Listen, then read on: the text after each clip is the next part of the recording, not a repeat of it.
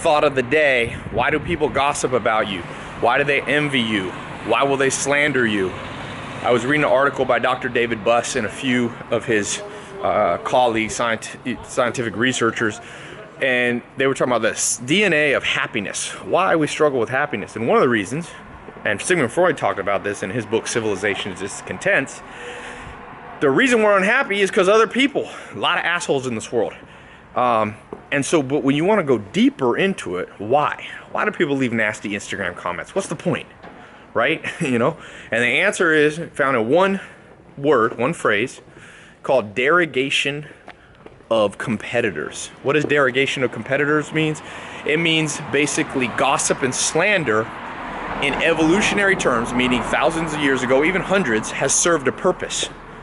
So great-great-grandparents might have gotten ahead by tearing others down. It's been an effective tool. We often think that gossip and envy isn't effective. No, it's been effective. Look at politics. Look at the Trump and Hillary campaign going on right now. It's pure derogation of each other's character, and he's calling her crooked Hillary, and she's calling him whatever, unfit to lead. Well, this is an extreme case, but in your life, trust me, as you rise up, as you do bigger things, as you start to get noticed because you break out from the mold, first thing that happens, and this shocks most people jump out of woodwork and start talking crap. Now, here's something interesting. In addition to that piece of research I read by Dr. Buss, I read something about the dark tetrad. There used to just be the dark triad, the three nasty traits that humans have, you know. By the way, hey, do we have a brick that can go into this? I'm gonna lose power here. Number one, you know, the dark tetrad is things like psychopathy, Machiavellianism,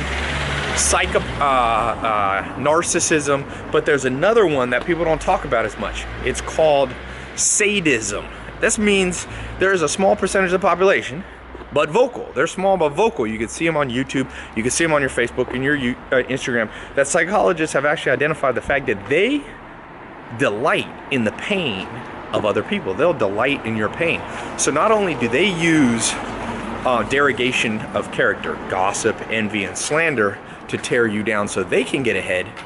That's more normal. Lots of people will do that. But there's even a worse percentage of the population that will literally tear you down because it makes them feel better. And I will tell you this, you're always going to have people that are competitive around you. You can't completely get rid of them.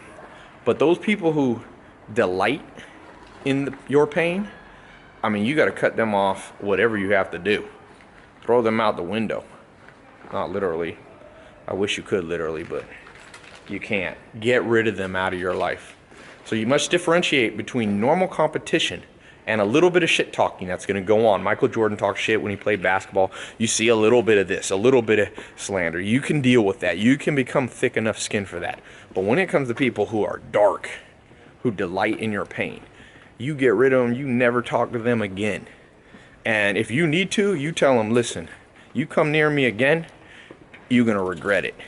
You know, whatever you have to do. It sounds extreme.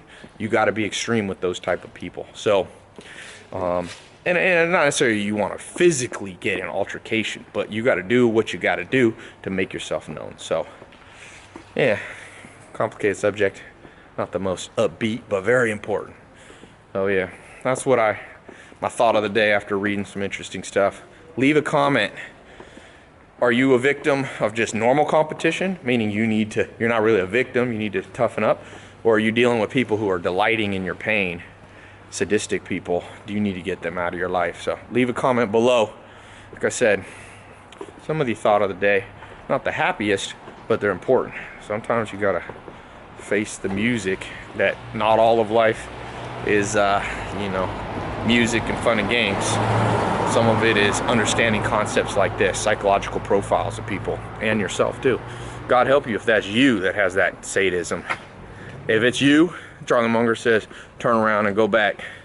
Whatever's in your brain, get it fixed. It's no good.